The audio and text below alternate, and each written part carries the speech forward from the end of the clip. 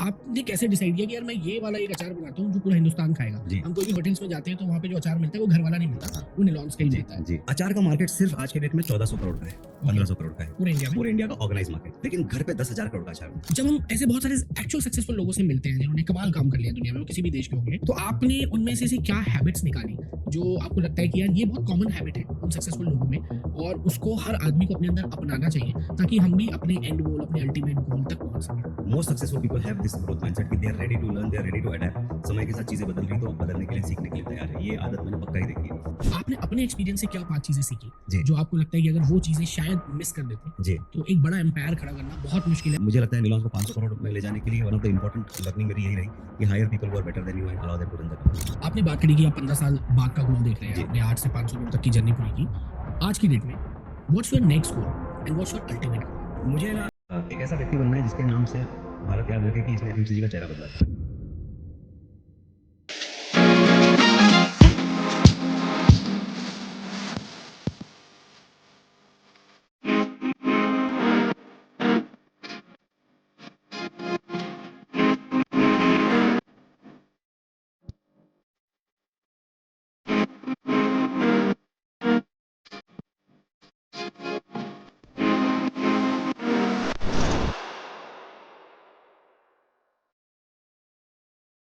Hi friends, rest of life best of life के आज के पॉडकास्ट में हमारे जो गेस्ट हैं जिन्होंने अपने पिताजी की 8 करोड़ की कंपनी को 500 करोड़ तक पहुंचाया, एक ऐसा प्रोडक्ट जो हर घर की पहचान है, एक ऐसा प्रोडक्ट जो कल्पना भी नहीं कर सकता कि हम बाहर से लेके खाएंगे।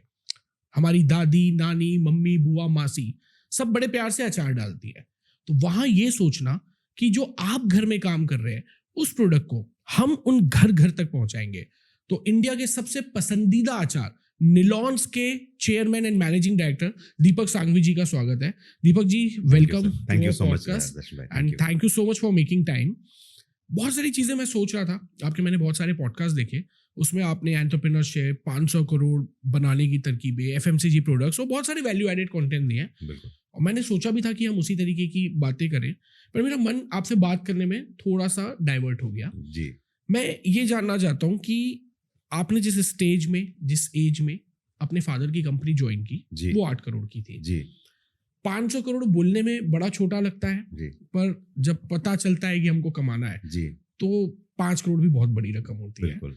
आपको क्या लगता है ऐसी क्या 5 चीजें रही होंगी जो आपने अपने पिताजी से सीखी जी। कि उस 8 करोड़ को 500 करोड़ पहुंचाने में मदद मिली, जी। और उसमें ऐसी क्या 5 चीज रही होगी जो आपने अपने एक्सपीरियंस से सीखी जी। जो बहुत इंपॉर्टेंट थी? देखिए, पिताजी से सबसे इम्पोर्टेंट चीज़ जो मैंने सीखी वो सीखी लोगों का रिस्पेक्ट। तो जो एक कहावत है कि आप पैसे मत जोड़ो, आप लोग जोड़ो। आप लोग जोड़ेंगे तो पैसे कमा के देंगे। ये एस्पेक्ट पापा का बहुत बेहतरीन था। तो लोगों को, और हमारे परिवार में जो जी कल्चर है, आज भी निलॉन्स 500 करोड़ की कंपनी, फिर भी प्यून हो या कोई सीएफओ हो, जी बोल के ही बुलाया जाता है। क्या बात है। तो रिस्पेक्ट दीजिए तो आदमी रिस्पेक्ट, जी बहुत सिंपल शब्द है, लेकिन आप जी बुलाते हो तो आप उस शब्द में एक रिस्पेक्ट आ जाता है। तो Perfect है। रिस्पेक्ट वो इज द फर्स्ट थिंग जो मैं मानूंगा, जो मैंने सीखी। Second, preparation before any event. तो अगर उस जमाने में किसी को कॉल करना है और किसी के साथ मीटिंग है, तो मुझे बाकायदा याद है, वो अपना एक डायरी खोल के बैठ जाते थे। 15-20 पॉइंट्स पूरे, जब तक कॉल के पहले वाले सारे पॉइंट्स नोट करते थे, उसी के बाद कॉल लगाते थे। उनका ये होता था कि अब मुझे इसके साथ वापस अगले 2 दिन 3 दिन कॉल नहीं करनी है, ना मैं उसको डिस्टर्ब करना चाहता हूँ, ना वो मुझे डिस्टर्ब करे। तो इतना डिटेल प्रिपरेशन हो कि कॉल परफेक्ट हो। तो प्लानिंग बिफोर एनी डिस्कशन, एक फ़ोन कॉल के पहले भी प्लानिंग, एक मीटिंग के पहले भी प्लानिंग, ये एक बहुत प्यारी चीज़ मैंने पिताजी से सीखी। एक स्पिरिचुअलिटी एंगल मेरे लाइफ में है जो बहुत स्ट्रांग है। जो मेरे फादर स्पिरिचुअल इंक्लिनेशन में चले गए थे, और वहाँ से मुझे याद है स्टैंडर्ड 6 से स्टैंडर्ड 10 के बीच में मैंने 5000 घंटे से ज़्यादा तो ओशो की कैसेट सुनी होगी। क्या बात है। तो वो स्पिरिचुअल एंगल मुझे लाइफ में पिताजी ने बहुत प्यारा एंगल दिया, जो मेरे लाइफ को एक दृष्टिकोण अलग देता है। तो ये तीसरी चीज़ है। अवेलेबल फॉर एवरीबडी, मतलब और वही आज मेरी सिस्टर्स या कजिन सब बोलते हैं कि जो पापा का रूप तेरे अंदर आया है, कि किसी को भी कोई चैलेंज है, स्ट्रेस है, ये है, तो मैं हूँ और मैं बैठूंगा, बात करूंगा, समझाऊंगा, सुनूंगा, सब करूंगा। ऑफिस 4 बजे छोड़ के आ जाऊंगा, but I am there for you to heal you out and बात करके समझने के लिए। तो ये एक एंगल जो है कि मैं हूँ किसी के लिए भी, परिवार के लिए। तो that's the fourth point. And fifth point is कि बहुत कम कंपनी होती है जो 8 करोड़ की कंपनी में भी हमारे पास प्रोफेशनल मैनेजर्स थे, लीडर्स थे। प्रोफेशनल्स को हायर करना और उनको फ्रीडम देना कि हाँ तुम जाओ और तुम मुझसे बड़े हो, तुम कंपनी संभालो। 8 करोड़ की कंपनी में तो आदमी कभी ये नहीं करता कि मैं मालिक हूँ, मैं कंट्रोल में रखूंगा। तो प्रोफेशनल्स को हायर करना और फ्रीडम देना उनको कि हाँ तुम अपने काम के मालिक हो जाओ, अपना काम करो। ये मुझे लगता है निलॉन्स को 500 करोड़ में ले जाने के लिए one of the important learning मेरी यही रही कि hire people who are better than you and allow them to run the company. क्या बात है। तो ये पिताजी ने बचपन से ही मैंने देखा है। क्या बात है। तो पांचों पॉइंट्स बड़े कमाल के थे जी। जो अपने फादर से सीखा, और उसमें से मैंने भी अपना टेक अवे ले लिया है। जी। अब उसमें आपने अपने एक्सपीरियंस से क्या 5 चीजें सीखी जी जो आपको लगता है कि अगर वो चीजें शायद मिस कर देते जी तो एक बड़ा एम्पायर खड़ा करना बहुत मुश्किल है, जो हमारे बडिंग एंटरप्रेन्योर्स होंगे या जी, एक्टर्स जी, होंगे या जो जॉब भी करना चाह रहे हो, जी। मतलब to be successful in life, ji. वो 5 चीजें क्या इंपॉर्टेंट लगती है आपको? एक चीज मैंने सीखी कि हर व्यक्ति में एक एनिमल इंस्टिंक्ट होता है हम्म, और वो एनिमल इंस्टिंक्ट उसको अपने से बियॉन्ड जाके काम कराने में मदद करता है। तो जब कंपनी बड़ी करनी है तो आपको अपने डिस्ट्रीब्यूटर, अपनी सेल्स टीम जोड़नी है, और जो हर कंपनी में होती है। लेकिन उस डिस्ट्रीब्यूटर को और उस सेल्स टीम को लगे कि यार मुझे तो ये कर जाना है, मुझे वो दीवानगी मेरे दिमाग में आ जाए, जो एनिमल इंस्टिंक्ट है वो अगर आप पैदा कर लो तो, क्योंकि हर एक के पास टाइम, फोकस, अटेंशन लिमिटेड होता है और वो वहाँ लगाता है जहाँ उसको ज़्यादा कमाई होती है, वहाँ नहीं लगाता है। जहाँ मुझे ज़्यादा मज़ा आता है वो वहाँ लगाता है। तो आपको उसको मज़ा आना चाहिए, यार मुझे इस कंपनी के लिए जीतना है, मुझे इस कंपनी के लिए करना है। तो वो एनिमल इंस्टिंक्ट कैसे पैदा की जाए व्यक्तियों में, जो बोले कि हाँ मुझे करना है इसके लिए। That is one of the key learnings that I have learned, और उसी को हम लेके आगे बढ़ते हैं आज भी। सेकेंड, मतलब उसमें फ्रीडम आ गया, जो व्यक्ति को फ्रीडम दिया, बट फ्रीडम के बियॉन्ड एक जो पर्पस दे दिया लाइफ में कि हाँ मुझे करना है इसके लिए। That's the one aspect. Second aspect जो मैंने अपने लाइफ में जो सीखा कि कर तो हम सब सकते हैं, लेकिन हमको क्या करना नहीं चाहिए वो पहले इंपॉर्टेंट समझना है, और क्या करना है वो बाद में। बहुत अच्छा cutting what not to do, क्योंकि कर तो सब सकते हैं, शक्ति तो हर चीज में है। मतलब हमारे पास इतनी पावर तो है कि हम सब कर लेते हैं, लेकिन क्या नहीं करना है वो बहुत इंपॉर्टेंट है। मेरा ये मानना है कि सक्सेस जो है वो सीढ़ियों से ऊपर जाता है, और फेलियर जो है वो लिफ्ट से एक फ्लोर नीचे ले आता है। क्या बात है। तो एक फेलियर आपको 4 साल पीछे डाल देता है और एक सक्सेस आपको सिर्फ 3 महीने आगे ले जाता है।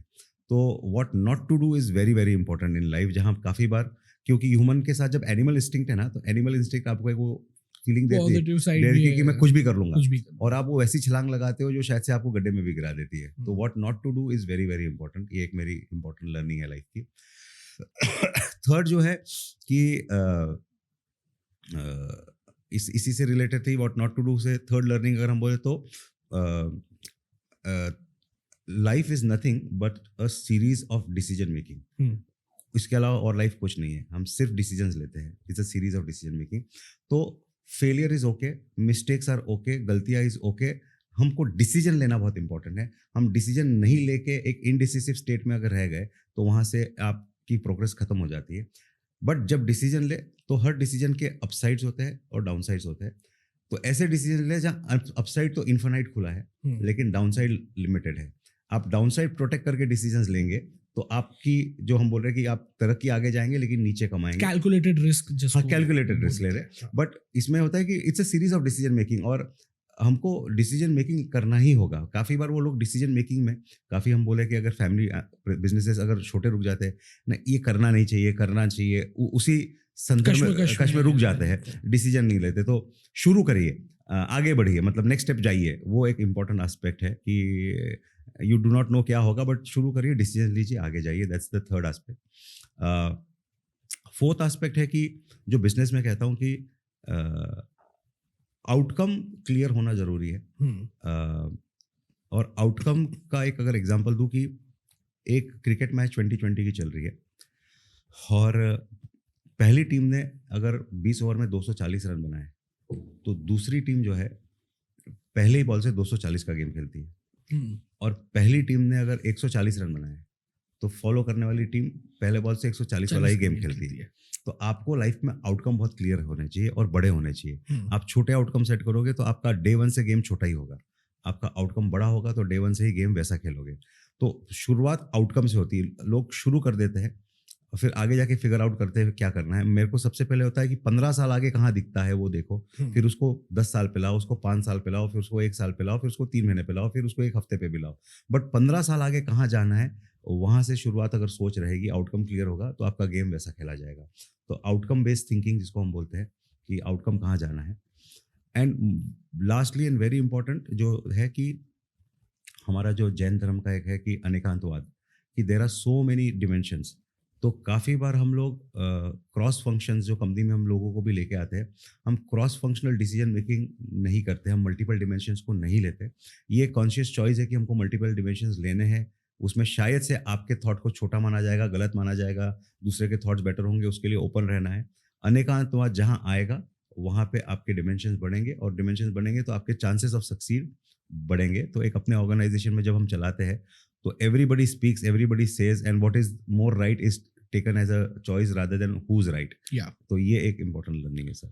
मतलब अनेकांतवाद पे आपका एंगल बहुत अच्छा था। मैंने जो अनेकांतवाद को जी। समझा था वो ये था कि एक सिक्के के दो पहलू हैं। आपका भी पहलू सही है, मेरा भी पहलू सही है। हम उसको किस तरीके से हाँ। देखते हैं, तो उसमें डिसएग्रीमेंट भी कम होते हैं, और मतलब मतभेद चल सकता है, मनभेद मतभेद नहीं के चाहिए। बट chances हाँ, कम हो अनेकांतवाद जाते वो है ही बिल्कुल, आप जो बोल रहे हैं। हम्म। बट मैं उसके अलावा ये बोल रहा हूँ कि व्हेन इन ऑर्गेनाइजेशन एक्चुअली 2 पहलू नहीं है, 20 पहलू है। हम्म। मतलब हाँ, यस यस यस यस। तो सारे पहलू अगर सामने आते हैं तो वहाँ से चॉइसेस और निकल के आती है कि कैसे करना है। एंड एक ऑर्गेनाइजेशन चला मैंने तो ये कहता हूँ कि हाँ, आप एक रूम में 7-8 बड़े बड़े सीनियर प्रोफेशनल्स को लाके रखे हैं, और हर एक जन अपना व्यू देगा, तो उसमें से कुछ इसका, कुछ उसका मिलके एक बेटर ऑप्शन निकल के आता है। क्या बात है। सो आपने बात करी कि आप 15 साल बाद का गोल देख रहे हैं, जी। आपने 8 से 500 करोड़ तक की जर्नी पूरी की। आज की डेट में what's your next goal and what's your ultimate goal? मुझे ना एक ऐसा व्यक्ति बनना है जिसके नाम से भारत याद रखे कि इसने एफएमसीजी का चेहरा बदला था। क्या बात है। तो जिसमें मैं थोड़ा वो पापा का जो स्पिरिचुअल एंगल है वो शायद से वहाँ से आ जाता है कि मैं मोर गिवर हूँ रादर देन टेकर हूँ, तो मुझे देने में ज़्यादा आनंद आता है। मेरा जो भी आप पॉडकास्ट भी देखेंगे उसमें शायद से जो कंटेंट भी मैं शेयर करता हूँ, काफ़ी लोग मुझे अपने इंडस्ट्री के बोलते हैं कि यार तूने तो ज़्यादा ही पूरी किताब खोल के रख दी, हाँ सब कुछ बता दिया। तो मुझे वो देने में मज़ा आता है। मुझे इसमें एक पक्का मज़ा आता है कि हज़ारों लाखों एंटरप्रेन्योर्स जुड़े, हम ऐसा कुछ प्लेटफॉर्म बनाए जहाँ एवरीबडी विंस, एवरीबडी सक्सीड्स।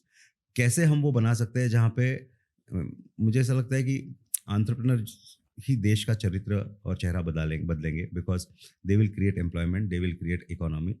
और मैं तेरे साथ हूँ, मैं खड़ा हूँ, तू कर ले, ये बोलने के लिए अगर एंटरप्रेन्योर के पीछे कोई हो तो उसका कॉन्फिडेंस अलग हो जाता है। वो मतलब जंग जीतने के लिए तैयार हो जाता है। तो ये केजीएफ का जो डायलॉग है कि अगर तुम्हें लगता है तुम्हारे पीछे लोग खड़े हैं तो तुम एक जंग जीत सकते हो, लेकिन उनको लगता है कि तुम उनके आगे खड़े हो तो सारी जंग जीत सकते हैं। तो क्या वो मैं फीलिंग दे सकता हूँ कि हाँ मैं उनके आगे खड़ा हूँ, and the entrepreneur community wins, most specific to FMCG industry. ये मेरी समझ है, ये मेरी इंडस्ट्री है, इसको मैंने बचपन से समझा है, देखा है। तो इस इंडस्ट्री में तो कहीं ऐसा एक डेंट इन द यूनिवर्स करना है, पक्का करना है। क्या बात है। तो बहुत सारे सक्सेसफुल लोग को आप पढ़ते भी होंगे, जी। सुनते भी होंगे, मिलते भी होंगे। जी। आपको क्या लगता है कि सक्सेस सिर्फ पैसा तो नहीं है, बहुत बिल्कुल सारी नहीं है। चीजों का एक बिल्कुल। मतलब मिला जुला जो रूप जी, होता है वो जी। सक्सेस होती है। मेरा ऐसा मानना है कि बहुत से लोग क्या होता है कि उन्होंने पैसा कमा लिया, वो अपने आप को सक्सेसफुल समझते हैं। जी। कुछ को लगता है कि उन्होंने बहुत अच्छा नेटवर्क बना लिया, वो सक्सेसफुल हो गए। किसी को लगता है उनका परिवार बहुत अच्छा है, वो सक्सेसफुल हो गए। मुझे लगता है कि वो आपकी ग्रोथ है, जी। वो आपकी प्रोग्रेस है, जी। और ऐसी बहुत सारी प्रोग्रेस जब मिलती है हम्म। तो वो सक्सेस कहलाती है। जी। जब हम ऐसे बहुत सारे एक्चुअल सक्सेसफुल लोगों से मिलते हैं जिन्होंने कमाल काम कर लिया दुनिया में, वो किसी भी देश के होंगे, तो आपने उनमें से ऐसी क्या हैबिट्स निकाली जो आपको लगता है कि यार ये बहुत कॉमन हैबिट है उन सक्सेसफुल लोगों में, और उसको हर आदमी को अपने अंदर अपनाना चाहिए ताकि हम भी अपने एंड गोल, अपने अल्टीमेट गोल तक पहुंच सके? सर सबसे पहली है कि वो कितने ही सक्सेसफुल हो फिर भी सीखने के लिए राजी है। तो सबसे बड़ी आदत तो एक ग्रोथ माइंडसेट इसको हम बोलते हैं। Most successful people have this growth mindset कि they are ready to learn, they are ready to adapt. समय के साथ चीज़ें बदल रही तो बदलने के लिए, सीखने के लिए तैयार है। ये आदत मैंने पक्का ही देखी है। और वही आदत शायद से उनको जनरेशनल वेल्थ देती है। आप वेल्थ कमा लोगे लेकिन ग्रोथ माइंडसेट नहीं है तो कहीं ना कहीं वो शॉर्ट टर्म रहेगी। तो ग्रोथ माइंडसेट एक पक्का है, एक लोगों को इज्जत देना और लोगों को साथ लेके चलना, एक ये पक्का देखा है मैंने कि जो जैसे आपने कहा सक्सेस एक वेल्थ वाली है, और मेरे डेफिनेशन में जो सक्सेसफुल लोग हैं उनकी मैं बात कर रहा हूँ कि जो एक्चुअली ट्रूली सक्सेसफुल है वो लोगों को इज्जत भी देते हैं, लोगों को साथ लेके भी चलते हैं। That's very very important. they are always having the bigger purpose which is a long term rather than a shorter term purpose। ये एक पक्का सक्सेसफुल लोगों के अंदर रहता है कि मेरा रोल ट्रांजैक्शनल नहीं है, मेरा रोल क्रिएशन है, मेरा रोल है कि मैं ऐसी चीज बनाऊं जहां सब जीते और उसके कारण मैं भी जीत जाऊंगा। तो एक ये एस्पेक्ट पक्का ही रहता है। तो ये कुछ चीजें, ग्रोथ माइंडसेट बात कर ले, लोगों को साथ लेके चल ले, लॉन्ग टर्म गोल की तरफ फोकस रहे शॉर्ट टर्म से ज्यादा, ये कुछ श्योरली बड़ी बातें हैं। देखिए क्या बात है, आपसे बात कर रहे थे तो बस एक आउट ऑफ द क्वेश्चन आया, फिर हम ये जो हम बातें चल रही उसी में करेंगे। बहुत सी बार क्या होता है ना कि हमको लगता है यार वो मासी अचार बहुत अच्छा बनाती है, ये मासी के अचार में मजा नहीं आता। तो आपने कैसे डिसाइड किया कि यार मैं ये वाला एक अचार बनाता हूँ जो पूरा हिंदुस्तान खाएगा? हम कोई भी होटल्स में जाते हैं तो वहाँ पे जो अचार मिलता है वो घर वाला नहीं मिलता, वो निलॉन्स का ही मिलता है। तो मैं मतलब बात तो मैं जो क्लैरिटी हैबिट्स इस पे करना चाह रहा था, बट ये क्वेश्चन मेरे माइंड में ना जब से स्टिक कर रहा था। सर ये तो रेसिपी तो पापा के ज़माने की है, तो वही रेसिपी उन्होंने ही बनाई थी तो शायद से उनके पास है। बट मेरे ख्याल से रेसिपी डेवलपमेंट का जो तरीका होता है कि आप एक रेसिपी बनाएं और आपके पास एक कंज्यूमर पैनल होता है जिसमें अलग अलग लोग होते हैं, मतलब उसमें आपका महाराष्ट्रन भी हो जाएगा, एमपी का भी हो जाएगा, दिल्ली का भी हो जाएगा, ये हो जाएगा। अगर आप एक नेशनल प्रोडक्ट बनाना चाह रहे हैं रीजनल की जगह, तो ऐसे आपके पास कंज्यूमर पैनल में वेरियस लोग होने चाहिए और उनको आप प्रोडक्ट टेस्ट कराओगे ABC बिना बताए कि ये किसका कौन सा है, ब्लाइंड टेस्टिंग जिसको हम बोलते हैं, और उसमें से आपका प्रोडक्ट 10 में से 8 लोगों को पसंद आना चाहिए, विच मीन्स आपका एक वो जेनरिक प्रोडक्ट बन गया। तो साइंस तो उसके पीछे यही है। तो बट क्योंकि ये प्रोडक्ट बनाया था पापा ने, ये रेसिपी बनाई थी पापा ने, तो उनके दिमाग में क्या रहा होगा मुझे खबर नहीं, बट वो उस समय की रेसिपी। तो आप ट्राई करते हैं कि उसमें कुछ चेंज करें, प्रोडक्ट वैल्यू ऐड ऑन करें? एक जेनरिक रेसिपी है जो हमारी इंडिया में चलती है जिसको हम निलॉन्स पिकल या प्रीमियम पिकल या क्लासिक पिकल में 2 वैरायटी, एक प्रीमियम और एक मास मार्केट करते हैं। बट हमारी एक रीजनल रेंज भी है जो हर स्टेट के लिए अलग है। तो हमारे 17 ब्रांड्स है, निलॉन्स असल मराठी, निलॉन्स शेरे पंजाब, निलॉन्स रंगीलो राजस्थान, गरवी गुजरात, उत्तम प्रदेश, मोर छत्तीसगढ़। अच्छा, तो मोर छत्तीसगढ़ में क्या बनाते हैं आप? क्योंकि मैं छत्तीसगढ़ से। हाँ, तो छत्तीसगढ़ का स्पेसिफिक जो स्वाद है उसको, जैसे यहाँ पे आप जैसे जैसे ईस्ट की तरफ जाएंगे और नॉर्थ की तरफ जाएंगे, मिर्ची का रंग हल्का होते होते हल्दी का कंजम्पशन ज्यादा बढ़ता है। आप उड़ीसा में जाएंगे, बंगाल में जाएंगे, सब्जियां पीले ऑरेंजिश येलो रंग की दिखेगी। पंजाब में भी जाएंगे तो दिखेगी। आप महाराष्ट्र में, साउथ में जाएंगे तो रेड दिखना चालू होगी। तो द कलर चेंजेस, मसाले खड़े मसाले पीसे का परसेंटेज चेंज होता है, मसाले के वैरायटीज चेंज होती है। इधर आप जाएंगे तो कच्ची खानी सरसों का तेल यूज होने लग जाएगा। तो तेल अलग है, मसाले अलग है, उसका रंग अलग है, अचार का, उसकी पीसेस की साइज अलग है। तो more Chhattisgarh is more specific to यहाँ पे जो घरों में अचार बनाया जाता है वैसा। क्या बात है, तो अमेजिंग है सर। मतलब अचार को लेके भी इतनी वैरायटी में सोच रहा। सर देखिए, आज इसको अगर ऐसा सोचे, अचार का मार्केट सिर्फ आज के डेट में 1400 करोड़ का है, 1500 करोड़ का है पूरे इंडिया में, पूरे इंडिया का ऑर्गेनाइज मार्केट। लेकिन घर पे 10,000 करोड़ का अचार बनता है और एक पीढ़ी मैक्सिमम अब अचार बनाएगी, उससे अगली पीढ़ी अचार नहीं बनाएगी। तो ये 10,000 करोड़ का मार्केट, कमर्शियल मार्केट में कम से कम 5-6 हजार, कुछ लोग अचार खाना छोड़ देंगे, कुछ उस पर शिफ्ट हो जाएंगे, लेकिन 5-6 हजार करोड़ का तो मार्केट आपका एडिशनल अगले 15 साल में तैयार होने ही वाला है। ना जब वो प्रिफर करेंगे किसी और अचार पे कोई पे जाने पे, तो उनको वो पसंद आएगा जो मेरे घर का स्वाद था वही मिले। तो वो थॉट है कि यार जब ये 5,000 का मार्केट अगले 15 साल में तैयार होने ही वाला है, तो उनको वह प्रोडक्ट दो जो घर पे खाते थे, ताकि the transition will be easy. तो वो अप्रोच के साथ हम लोग ने ये किया। परफेक्ट है। जैसे आप इस तरीके से अपने FMCG प्रोडक्ट में आपने बताया कि ये मार्केट है, ये चीज़ें हैं, आपने बताया कि हम अपने हिस्से का काम कर रहे हैं। राइट। तो बहुत से ऐसे लोग हैं जो चाहते होंगे कि उनको उनके हिस्से का नॉलेज मिल जाए जी। तो आप उनकी मदद भी कर रहे हैं। शायद मैंने देखा था कि बीच में कोई अचार बनाने वाला ही लड़का आपके पास आया और आपने उसको बता रहे थे कि भाई तू ऐसा कर ले, ऐसा कर ले, जो अमूमन होता नहीं है। तो व्हाट्स योर प्लानिंग टू पे बैक टू सोसाइटी, कि जहाँ पे आप ऐसे यंग बडिंग एंटरप्रेन्योर्स की भी मदद करना चाह रहे हैं कि वो भी ख्वाब देख सके कि एक शायद 5 लाख 10 लाख की घरेलू कंपनी को भी जी वो भी अपने स्तर पे चाहे 1 करोड़ 10 करोड़ 50 करोड़ या 500 बिल्कुल करोड़ बिल्कुल। तक की पहुंचा सके? देखिए 2 चीज़ है, एक तो अपने लेवल पे जो एज़ ए इंडिविजुअल जो हो सकता है वो मैं मुझे अपने इंस्टाग्राम चैनल और फेसबुक और यहाँ से और लिंक्डइन से एटलीस्ट रोज़ 20 से 25 एंटरप्रेन्योर्स रीच आउट करते ही करते हैं। मैं 3 से 5 लोगों से रोज़ बात करता ही करता हूँ। 1 डेढ़ 2 घंटा मैं अपना डे का इन्वेस्ट करता हूँ, क्वेरीज़ रिज़ॉल्व करने में या जो उनको है। बट इसको अगर बिगर इम्पैक्ट करना है तो 2 चीज़ें जो थॉट है कि I intend to start a FMCG से रिलेटेड कोर्स इन नेक्स्ट 2-3 महीने में चालू हो जाएगा। बट नॉर्मली लोग कोर्स एंड करके ख़त्म कर देते हैं। मेरा कोर्स एंड के बाद शुरुआत है, उसके बाद हैंड होल्डिंग है, उसके बाद एक कम्युनिटी बिल्ड करना है और कम्युनिटी बिल्ड करके 1-2 एंटरप्रेन्योर्स है जो अचार पे ही काम करना चाह रहे हैं और उनको कैसे मिला के एक विन विन क्रिएट किया जाए।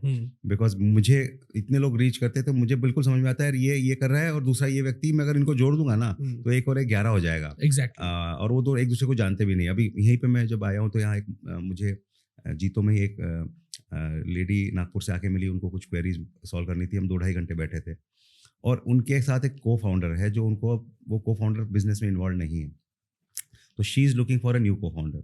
मुझे दूसरी एक पूना में आके मिल के गई है जो बोलती है कि मुझे फूड में और इसमें बहुत बड़ा कुछ करना है, आइडिया मेरे पास नहीं है बट मैं ये कर सकती हूँ। एंड उसने जो भी लाइफ में किया था उसने एक्चुअली मुझे लगा कि she is a very powerful girl. मेरे लिए हो गया she is looking for a idea, यहाँ हो गया she is looking for a को फाउंडर। दोनों को कनेक्ट कर दो तो उनको को फाउंडर मिल गया, इसको आइडिया मिल गई एंड यू कैन क्रिएट। तो ऐसी चीज़ें जो है कम्युनिटी हम बनाने का ये है, हैंड होल्डिंग करेंगे। बिकॉज मैं उस सर्कल में घूमता हूँ जहाँ पे फंडिंग इन्फिनाइट अवेलेबल है, तो जो अच्छी आइडियाज़ है उनके लिए फंडिंग भी अरेंज करेंगे। तो thought process is education would not be the end point, education would be the starting point, because education से वो तैयार हो जाएगा गलतियां कम करने के लिए। तो इसलिए एजुकेशन इंपॉर्टेंट है। किसी का पैसा लगवाना है, किसी को आगे लाइफ में डालना है, तो पहले उसको वहां तक पहुंचा दो कि जो मैंने कहा कि गलतियां कम होगी तो लिफ्ट से नीचे फ्लोर नहीं आएंगे। That's the journey of education, how to do right, what to do, and वहां से then creating a ecosystem of co-founders, of ideas, of money, of mentoring, of guiding. That's the logical conclusion challenge. That's so perfect. And मैं मतलब इस podcast के बाद आपसे एक possibility ये भी डिस्कस करूंगा कि हाउ रोलबुल कम्युनिटी जो पिछले 5 साल से इंडिया की एक लीडिंग कम्युनिटी बन रही है लाइफ मैनेजमेंट में, तो हम रोलबुल को भी आपके इस विजन के साथ किस तरीके से अलाइन कर सकते हैं और आगे काम कर सकते हैं। सर, जैसे आपने बात की कि आपने बहुत सारे सक्सेसफुल लोगों से सीखा, आपने अपने फादर से सीखा, उसमें बहुत सारे पॉइंट्स मुझे ऐसे लगे कि जो मैं भी अब इम्प्लीमेंट करूंगा अपनी चीज़ों में। इन सब के बावजूद बहुत सी बार ऐसे होता है कि कई बार पेमेंट रुकती होगी, कई बार आप आगे पेमेंट नहीं दे पाते होंगे, बहुत सी बार लोग एलिगेशंस लगाते होंगे, बहुत सी बार क्योंकि आप ऐसे प्रोडक्ट में है कि कहीं टेस्ट खराब हुआ, कुछ गया, आप कहीं जाते होंगे, लोग शिकायतें भी बहुत करते होंगे। क्या तरीका होता है उन शिकायतों को सुनने का? क्या तरीका होता है उन एलिगेशन से डील करने का? बहुत सी बार बिजनेस लो फेज में भी आता होगा, कोविड के टाइम में सब दुकानें बंद थी, उस समय अपने मेंटल स्टेट को स्टेबल रखते हुए आप कैसे चीज़ों से डील करते हैं? 2 चीज़ सर। एक तो अगर कोई आपको ब्लेम कर रहा है या मिस्टेक निकाल रहा है तो मैं तो सबसे पहले वो जो मुझे कह रहा है ना उसी को रिपीट करता है, आप ये कहना चाह रहे हैं, तो मैं तो सबसे पहले उस पॉइंट को रिपीट करता हूँ। इसका फर्स्ट होता है कि वैलिडेशन सुन रहे हैं, सामने वाले को समझ में आ गया, मैंने सुन लिया। सेकंड, हम गलत हो नहीं हो फिर भी मैं सॉरी बोलता हूँ। अच्छा, कि नहीं, अगर आपको ऐसा लगा है तो हमारी टीम से किसी से ऐसा हुआ है या मुझसे हुआ है तो मैं सॉरी बोलता हूँ, लेकिन मैं इसको एक बार स्टडी करूंगा, स्टडी करके, क्योंकि सॉरी से तो सोल्यूशन नहीं निकलेगा, स्टडी करके रूट कॉज पे क्या चैलेंज है उसको समझूंगा।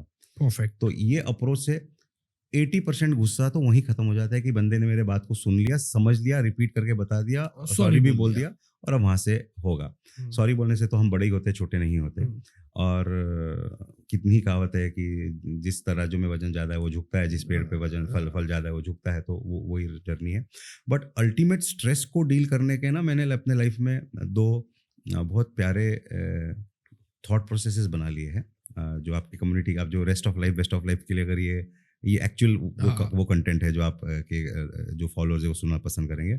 मैंने लाइफ में ना ओशो में बचपन में सुना था, जो बहुत सारी कैसेट सुनता हूँ, उसमें किसी ने ओशो जी से एक सवाल कहा कि अगर महावीर भगवान बने, अगर जीसस भगवान बने, तो उनको मृत्यु से पहले इतनी वेदना क्यों दी गई? हाथों में खीले डाले गए, महावीर जी के कान में खीले, अंगूठे में खीले डाले गए, तो इतनी वेदना क्यों दी गई?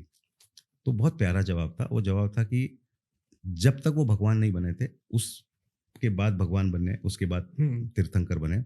तो जब आपको नेक्स्ट लेवल का ट्रांजिशन करना होता है, from a human to god बन रहे हो, you have to go through pain. तो आपके पास्ट के जितने कर्म है ना, वो एक बार काट के जीरो करने होंगे।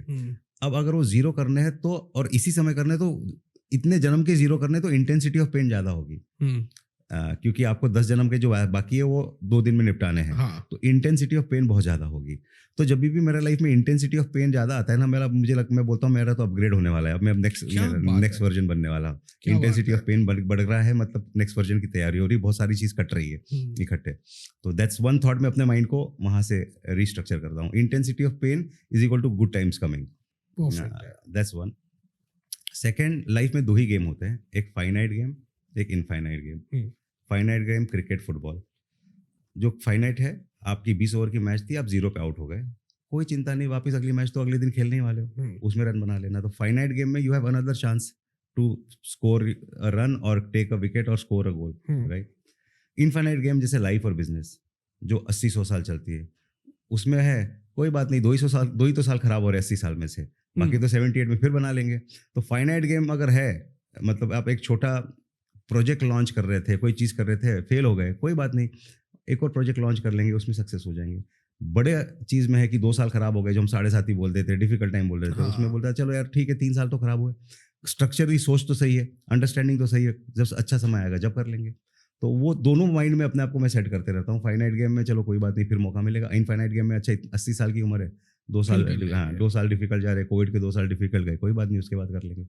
क्या बात है। जो आप सुनते हैं कि कोटा में शायद 12th में कुछ नंबर कम आने से कुछ लोगों ने सुसाइड कर लिया, शायद एक गर्लफ्रेंड ने छोड़ दिया, लोगों ने सुसाइड कर लिया, या किसी ने कुछ बोल दिया, हमारा जो सहन शक्ति की सीमा है वो इतनी क्षीण हो गई, इतनी कम हो गई है कि हम वहाँ पे अपने प्राण त्यागने लगते हैं।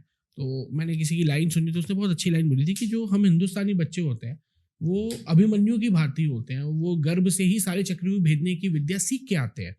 तो ये छोटी छोटी सी चीजें आजकल इतना डिप्रेस करने लगी है, उसमें सोशल मीडिया का भी एक बहुत बड़ा रूप है। और लोग हमेशा अगर गाली देने की बात आती है वो सोशल मीडिया को दे देते हैं।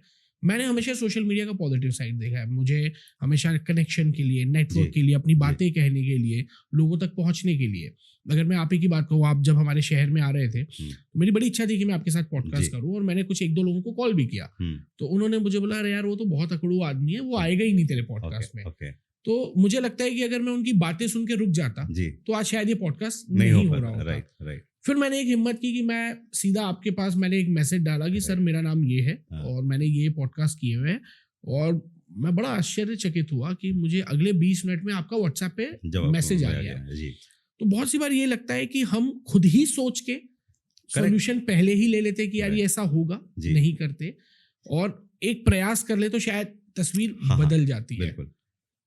तो वो एक आप जो बोल रहे हो, एक जगजीत सिंह की गजल है कि अच्छी सूरत वाले पत्थर दिल हो सकता है, अच्छी सूरत वाले पत्थर दिल हो सकता है, हम उस दिन अपनी राय देंगे जिस दिन हम खुद ठोकर खाएंगे। क्या बात है। तो हम दूसरों की राय से नहीं चलेंगे, क्या बात अपनी तो कोशिश करके देखना ही है। सही बात है। Because if we go by the naysayers then तो फिर जिंदगी में कोई कुछ कर ही नहीं पाएगा। हाँ, तो खुद की ठोकर को खा के देखेंगे, उस दिन हो सकता है शायद से कुछ बात में सत्यता हो, बट उसने शायद से उस प्रकार से ट्राई नहीं किया हो जिस प्रकार से मैं करने वाला हूँ। वो अपने पर्सपेक्टिव से कह रहा है, पहली बात। दूसरी बात, आपने जो कोटा वाला एग्जाम्पल और ये बॉयफ्रेंड वाला एग्जाम्पल दिया, उसमें मेरा लाइफ का पर्सपेक्टिव बहुत बहुत क्लियर है कि जो लव की जर्नी है ना, वो इनसाइड आउट है। आप पहले खुद से प्यार करते हैं, उसके बाद आप किसी और को प्यार करते हैं, और उसके बाद वो आपको प्यार करता है। ये जर्नी बहुत क्लियर होनी चाहिए। हम एक्सपेक्ट करते हैं कि कोई हमें प्यार करेगा, वहाँ ही फेलियर है लाइफ का। मतलब अगर आप, बहुत प्यारा एग्जांपल है, फ्लाइट में जब हम बैठते हैं, एयर होस्टेस स्टार्टिंग में अनाउंसमेंट करती है, उसमें बोलती है कि जब तकलीफ आएगी और मास्क गिरेगा तो पहले अपने आप को मास्क लगाइए, फिर पड़ोसी को लगाइए। परफेक्ट है। तो आप जब तक खुद को प्यार नहीं करोगे तो आप हमेशा अपने वैलिडेशन के लिए दुनिया की तरफ देखोगे। तो जर्नी तो खुद के प्यार से होती है। आई लव माई सेल्फ, मतलब to the point of craziness I love myself. मेरी सारी गलतियों खामियों के साथ, जिसके साथ मैं अपने आप से प्यार करता हूँ। क्या बात। और तभी मैं दुनिया को प्यार दे पाता हूँ, और तभी दुनिया भी मुझे प्यार कर पाती है। तो यू हैव टू बी मतलब जो बोलते हैं कि मैं अपनी फेवरेट होना चाहिए, हम्म, तो मैं अपना फेवरेट होना ही चाहिए। हाँ, दैट्स दी, जैसा हूँ वैसे मैं फेवरेट होना चाहिए। तो फिर ना सुसाइड होगी, ना मार्क्स कमाने से होगा, बिकॉज यार आई लव माई सेल्फ। क्या बात है। हाँ, मैं भी जैसे बहुत सारे लोगों से मिलना जी। होता है, तो एक ना कॉमन मिथ दिखता है। मेरा जो नेचर है, मुझे लगता है बहुत इजीली अवेलेबल रहो, हाँ, सबसे मिलते रहो, बातें करो, कहीं ना कहीं कोई सीखने को मिल जाता है। फिर बहुत से लोग हमको ये सिखाते हैं थोड़ा कम मिला करो, थोड़ा अपनी एक हायरार्की मेंटेन करो, सबसे मत मिलो, ये सारी चीजें होती है। और मैंने दोनों तरीके के लोग देखे हैं, जी, दोनों हम्बल है, हाँ, दोनों अंदर से ग्राउंडेड है। बट कुछ लोगों ने अपने सामने एक वो शील्ड बना के रखी हुई है कि जी, अच्छा हाँ हम नहीं मिलेंगे। और मैंने वही बहुत से ऐसे सफल लोगों को भी देखा है जो जिनसे मिलो तो एक अनजान को भी राइट। फील होता है कि यार अगर हम सक्सेसफुल बने तो ये होना चाहिए। आपको क्या लगता है कि मतलब किस तरीके से, जिस लेवल पे आप भी बहुत से लोगों से मिलते होंगे, तो क्या कारण रहता होगा कि जो वो शील्ड बना लेते हैं, या उसकी जरूरत है नहीं है? सर, आदमी अपना यूनिक करेक्टर है। हम्म, मुझे मुझे इस दोनों में भी गलत नहीं लगता। हाँ, कोई बहुत ओपनली अप्रोचेबल है, कोई नॉन अप्रोचेबल है, दोनों ही हम्बल है, दोनों ही सही है। दोनों अपना अपना तरीका है। For me, reaching out to the world and world reaching out to me, I get kick out of that. तो मुझे वो अच्छा लगता है, तो मैं वैसे रहूँगा। कुछ लोग हैं, उसमें ये होता है कि हाँ बहुत ज़्यादा अप्रोचेबल हो, हाँ मैं बहुत ज़्यादा अप्रोचेबल, मतलब मेरा इंस्टाग्राम के हैंडल्स को जैसे है कि मैं खुद ही रिप्लाई करता हूँ, तो हम्म, मुझे अप्रोचेबल होना अच्छा लगता है। हम्म, कुछ लोगों को लगता है कि it's too much waste of time. मैं अगर हर एक को अप्रोचेबल हो जाऊँगा तो मैं अपने लाइफ में एक प्राइवेसी खो जाऊँगा, या अपना, तो विच इज़ ऑल्सो ओके। अनेकांतवाद वाली हाँ, जो अनेकांत बात बात, है, विच इज़ बोथ हाँ, okay. More important is that's a choice that you have taken, hmm, and if that choice is giving you happiness, take that choice. If it is not giving you happiness, अगर जिसको वो हर एक के साथ approach करने में frustration हो जाता है, शाम तक हो जाता है कि मेरा दिन ही खत्म हो गया, मैंने कुछ किया ही नहीं, हम्म, और that is leading him to frustration, उसने नहीं करना चाहिए। मुझे लगता है मिलना, और मैंने 10 लोगों की लाइफ में गाइडेंस किया, तो मुझे एनर्जी और मिलती है कि हाँ, मैंने लाइफ में किसी को इम्पैक्ट किया, तो मैंने करना चाहिए। तो वो अनेकांत वाली बात है, बट उसमें it's okay, both is okay. Perfect है। आपने ओशो की बात की, आपने ओशो जी, को बहुत सुना। जी। मैं भी ओशो का फॉलोअर हूँ और जी, मैं जी, उनके हाँ, मेडिटेशन बहुत कीन करता हूँ। मैं पुणे हर साल आता रहता हूँ मॉनसून आप फेस्टिवल राइट, में, हम राइट। आश्रम में रहते हैं। तो मैं उसी के बारे में जानना चाह रहा हूँ, आपको ओशो की और कौन कौन सी बातें बहुत पसंद आती है? सर, ओशो की जो सबसे इम्पोर्टेंट बात है ना, उनका क्लैरिटी ऑफ थॉट। हम्म, वो एक कैसेट सुनेंगे तो उसमें बोलेंगे दुनिया में कृष्ण भगवान से बेटर भगवान नहीं, हम्म, और आपको वो सच लगेगा। और उसके बाद अगली ही दूसरे में बोलेंगे इतना चालाक चतुर ये कोई भगवान होता है, और आपको वो भी सही लगेगा। हाँ, राइट, वो इस प्रकार से अपना नैरेटिव को क्लैरिटी ऑफ थॉट के साथ देते हैं कि द लिसनर्स जस्ट बिलीव कि जो बोल रहे हो सही बोल रहे हैं। राइट, तो मुझे उनकी वो सारी कैसेट्स में जो अगर एक यूनिकनेस जो लगती है कि क्लैरिटी ऑफ थॉट इतनी अमेजिंग है।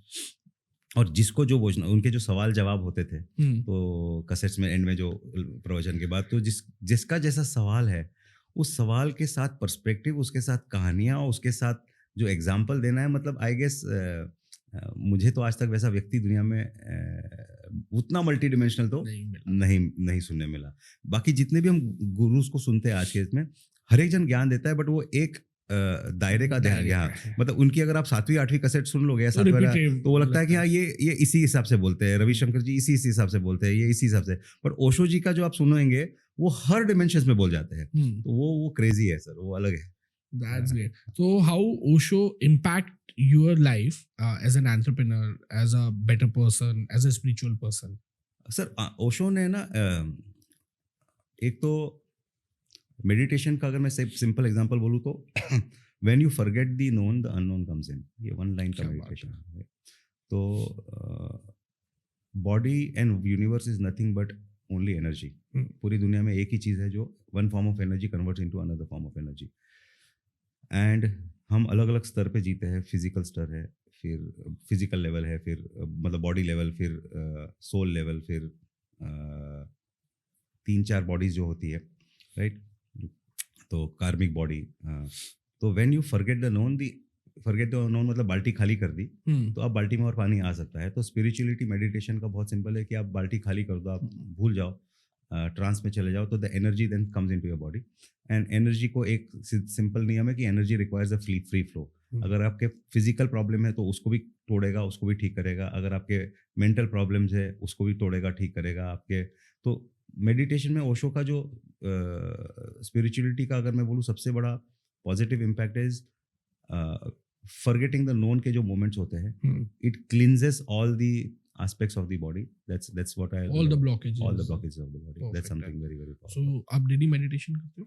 रोज मैं 15-20 मिनट ही करता हूँ. वाइफ मेरी 2-3 घंटे करती है, बट क्या बात है. मैं 15-20 मिनट तो करता हूँ. That's great. तो what do you think sir कि मतलब आदमी को सफल बनने के लिए, चाहे वो व्यवसाय में हो, चाहे वो जॉब कर रहा हो या पढ़ रहा हो, जिस तरीके से, क्या ऐसी कुछ हैबिट्स होती है जो उनको बिल्कुल अपनी लाइफ में अपनी लाइफस्टाइल का हिस्सा बना लेना चाहिए, जी जो करना तो हर कोई चाहते हैं बट जी, वो कई right. बार मिस कर देते हैं हाँ. या उन चीज़ों को इग्नोर कर देते हैं. बट आपको क्या लगता है कि आपकी इस जर्नी में जो चीज़ आपके सक्सेस के लिए बहुत इंपॉर्टेंट साबित रही हो, वो उन हैबिट्स को कभी इग्नोर नहीं करना सर चाहिए? सबसे इम्पोर्टेंट इज रीडिंग और लिसनिंग. सत्संग जिसको मैं बोलूँ, बिकॉज कल हमारा ये जीतो के इवेंट के बाद एक बहुत अच्छा जो मेरा स्पीच रहा और उसमें जो तारीफ लोग कर रहे थे, उसका किसी ने बहुत अच्छा एग्जांपल दिया कि सभी के माइंड में ना सारे थॉट्स जो मैंने कहे वो कहीं ना कहीं सभी के माइंड में, मैंने ऐसा कोई ठीक. ज्ञान नहीं दिया, हम्म. राइट. बट वो डिस्पर्स्ड करके 50 जगह में थे. मैंने जो कहा वो 50 डॉट्स कनेक्ट हो गए और उसको एक पिक्चर दिख के आगे कि हाँ ऐसा है. तो हम ह्यूमन जो आप बोल रहे हैं, आपने कुछ देर पहले बोला कि हम अभिमन्यु की तरह पेट से सीख के आते हैं, लेकिन वो डिसकनेक्टेड डॉट्स है. जब हम किसी को रीड करते हैं, सुनते हैं, पॉडकास्ट आज के डेट में एक बड़ी चीज़ हो गई, अगर हम सुनते हैं या रीड करते हैं तो उससे ऐसा कुछ नॉलेज आता है जो अनकनेक्टेड डॉट्स थे ना आपके ब्रेन के, वो कनेक्ट होकर आपको आहा मोमेंट आता है कि हाँ ऐसा किया जा सकता है. तो इसलिए रीडिंग या listening is one of the biggest aspect जो मुझे है कि आप अगर वो सुनेंगे देखेंगे तो आपको क्लैरिटी ऑफ थॉट बढ़ती है, क्या करना है क्या नहीं करना है वो समझ में आता है. That's one. और सेकंड जो है कि that time with yourself, spirituality time with yourself, that 15-20 minutes also helps a lot. Manifestation की हम बात करें, the power of making it possible की बात करें,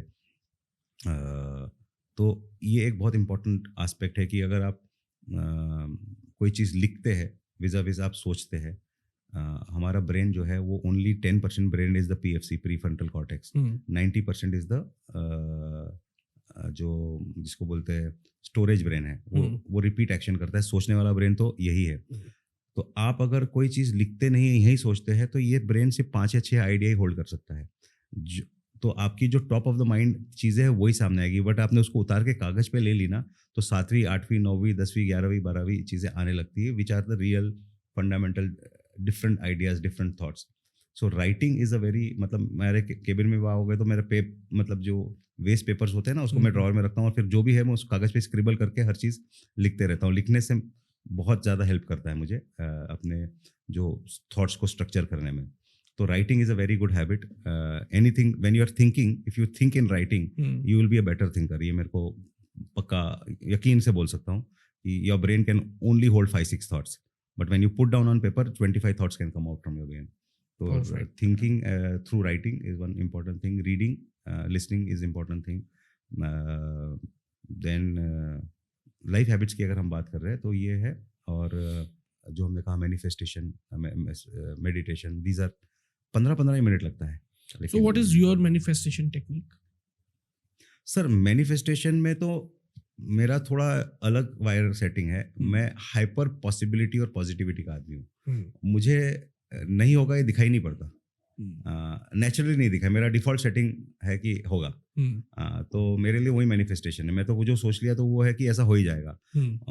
और वैसा, और उसके पीछे कार्य करना चालू कर दो तो वैसा हो ही जाता है. डिफिकल्टी होती है, 3 महीने नहीं होता, 4 महीने नहीं होता, 5 महीने, तो मेरे माइंड में है नहीं कि 6 महीने नहीं हो रहा है तो नहीं होगा. मेरे से आप कभी ये नेगेटिव कि यार बहुत डिफिकल्ट, मेरे को जितने भी लोगों ने मुझसे मिले होंगे आज तक लाइफ में, उन्होंने मेरे मुंह से सुना ही नहीं होगा आज तक कि डिफिकल्ट समय चल रहा है.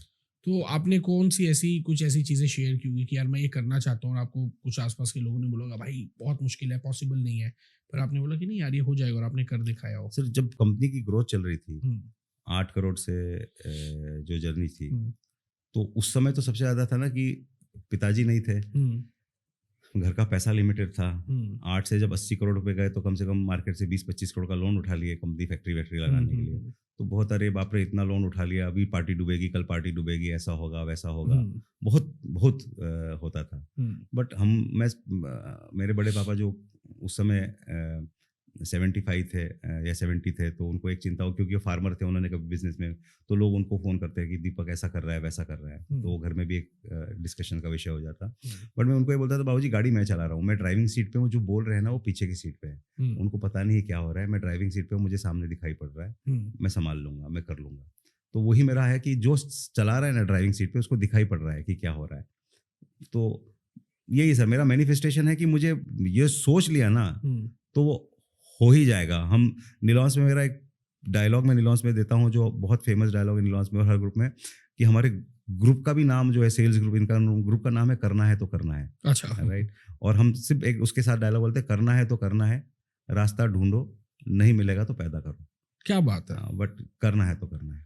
बहुत अच्छी लाइन है। मतलब हाँ, मुझे जी। लगता है थंबनेल की भी जाना चाहिए। जी जी, रास्ता ढूंढो, नहीं है तो पैदा पैदा करो। करो। हाँ, क्या बट बात वो है, है करना है तो दैट्स व्हाट मेरे लिए मैनिफेस्टेशन है। That's so amazing, Right. Perfect. आप अपनी जर्नी में मेडिटेशन, स्पिरिचुअलिटी, ये सब तो बात कर लिए, न्यूमरोलॉजी, हाँ, एस्ट्रोलॉजी, स्टोन्स, ये सारी चीज़ों को आपको क्या लगता है कि ये कितना हमारे लाइफ में एक रोल प्ले करते हैं, या ये एक क्या बोलना चाहिए, मेंटली हमको हिम्मत देते हैं? सर साइंस है। मैं तो भारत की विद्या को बहुत मानता हूँ, तो हमारी एस्ट्रोलॉजी, न्यूमरोलॉजी, हमारा वास्तु, ये सारा साइंस है। जेम स्टोन्स, ये सारा साइंस है, मतलब ग्रह साइंस है। बट मेरा इतना ही मानना है इसमें कि anything that you give power to will have power on you. क्या बात है, आप किसी भी शैतान को ताकत दे दोगे, वो शैतान आपको गुलाम बना लेगा। राइट। तो आप उसको उतना ही पावर दीजिए जो आप गुलाम ना बने। क्या बात है। हाँ, तो काफ़ी बार जैसा होता है कि हम इंपॉर्टेंट मीटिंग के लिए जा रहे हैं, तब काफ़ी लोग उसमें भी कंपास खोल के देख लेते हैं कि मैं कौन सी दिशा में बैठूं। मुझे लगता है वो ओवर है। हाँ, आपका घर है, वास्तु वाइज डिजाइन होना चाहिए। अब आपकी दो चीज गड़बड़ चल रही है लाइफ में, तो आपके कर्म भी तो है, आपकी चीजें भी तो है। अरे दो गड़बड़ है तो आप ये कुछ गड़बड़ है, सीढ़ी बदल दो, ये बाथरूम बदल दो। मैं बोलता हूँ हाँ, ओवरऑल एक 90% वास्तु वाइज घर डिजाइन कर लिया था ना, उसमें आपने राइट लिया, न्यूमरोलॉजिकली देख लिया है, एक हाथ स्टोन पहन लिया। अब ये नहीं हो रहा है तो एक और पूजा पाठ कर लो, एक और माला पहन लो, एक और पत्थर पहन लो। मुझे ऐसा लगता है that's giving too much power on something which is outside you. अहम ब्रह्मस्मि, I'm the Brahma, we create our own reality. That's very very clear to me. जो हम सोचेंगे वही होगा, दुनिया और कुछ नहीं। It's only the power of your thoughts. Right. तो आपका थॉट में है कि मेरे साथ अच्छा होगा, अच्छा ही होने वाला है, ये थॉट दे दोगे तो चीज़ें अपने आप मैनिफेस्ट करके वहीं आएगी। उससे बड़ी पावर और कोई नहीं है, ना उससे बड़ी वास्तु है, ना उससे बड़ी हॉरोस्कोप है, ना उससे बड़ी कुछ है। We create our own reality is the biggest power. क्या बात है। और आज अगर इस पॉडकास्ट का एक मैं सार देखूं, तो जो 5 पॉइंट्स आपने अपने फादर से सीखे, 5 पॉइंट्स जो आपने सीखा अपनी इस जर्नी में, उसके बाद आपने बताया रीडिंग, एफर्मेशन, मेडिटेशन, अपने थॉट्स लिखना, अनेकांतवाद की जो बातें हैं, और किसी भी चीज को बहुत ज्यादा तवज्जो नहीं देना, चाहे वो एस्ट्रोलॉजी हो या न्यूमरोलॉजी हो, एक बेसिक स्तर पे वो जीपीएस सिग्नल है, आपको सिर्फ दिशा दिखा रहा है यहाँ जाना है। हाँ, आपका मतलब आपको लोकेशन जो गूगल मैप है वो आपको दिखा दे रहा है कि ये दिशा में जाना है। परफेक्ट है। आपने मतलब कर्म को जो है, पुरुषार्थ को है, आपने इस जर्नी में विवेकानंद जी का एग्जांपल है, उनके हाथ में था ना शादी की रेखा। हाँ, तो नहीं हुई ना शादी, उन्होंने अपने आप के करके, और कुछ समय के बाद शादी की रेखा हट भी गई। हाँ, तो वी क्रिएट, और ये और रियलिटी है। मतलब हम लोग सबने किताब में पढ़ा है कि शादी की रेखा थी, उनको बोला था तुम ब्रह्मचार्य नहीं रहोगे, तुम्हारी शादी होगी, उनको ब्रह्मचर्य रहना था। क्या बात है तो कि लोग हमने हटा दी, अपनी रेखा ही हट गई। तो कहते भी है ना कि इस कर्म भूमि में फल के लिए श्रम सबको करना पड़ता है, बिल्कुल, रब सिर्फ लकीरें देता है, रंग हमको भरना पड़ता है। क्या बात है। तो बहुत अच्छी लाइन लिखी आपने। तो इस पॉडकास्ट को मैं समअप करूंगा सर, लेकिन मेरे कुछ एक क्वेश्चंस हैं। व्हाट योर थॉट और your vision to make your rest of life best of life? मेरे लिए तो हमेशा से biggest kicker of the life was, मैंने कितने लोगों को छुआ, कितने लोगों के लाइफ में इम्पैक्ट दिया। तो मेरे लिए सबसे इम्पोर्टेंट मेरी हैप्पीनेस वहीं से आती है। तो मेरा rest of life, best of life जो है, मतलब मैं 16 घंटा 17 घंटा काम करके बिल्कुल नहीं थकता। मैं 6 घंटा काम करके मुझे घर बुला लोगे तो मेरी बीवी बोलती है जो वापस जाओ ऑफिस, तुम यहाँ मेरे को परेशान। मतलब मुझे काम से आनंद मिलता है, मुझे लोगों को जीवन को कोई वैल्यू ऐड कर दिया तो मुझे बहुत आनंद मिलता है। तो मुझे वही करते रहना है, मुझे इम्पैक्ट क्रिएट करते रहना है। मुझे 4 लोग ज़िंदगी में सक्सेसफुल हो जाए, उनको कहीं ना कहीं मेरा वो बात बताई हुई उनको काम आ गई और सक्सेसफुल हो जाए, मुझसे आगे निकल जाए। क्या बात हाँ, है, तो मुझे उसमें बहुत आनंद आता है कि क्या बात है सर, मतलब मजा आ गया मेरे को जी। आज का पॉडकास्ट। मैंने भी this is my 29th episode Right. और मैंने इतने वैरायटी ऑफ Right. मतलब पर्सनैलिटीज के साथ किया है, पर आज के पॉडकास्ट करने में मुझे एक्चुअल मजा आया और सुनते सुनते बहुत सी ऐसी चीजें जो थी जिसने मुझे भी clarity the, and I am sure कि हमारे जो व्यूवर्स हैं उनको जी। भी इसमें क्लैरिटी मिलेगी। तो आप मुझे कमेंट में जरूर बताइएगा कि ऐसा कौन सा पार्ट है, ऐसी कौन सी सीख है जो मदद करने वाली है आपके रेस्ट ऑफ लाइफ को भी बेस्ट ऑफ लाइफ बनाने में। तो बस जुड़े रहिए और अगले एपिसोड का इंतजार करिए। Thank you so much.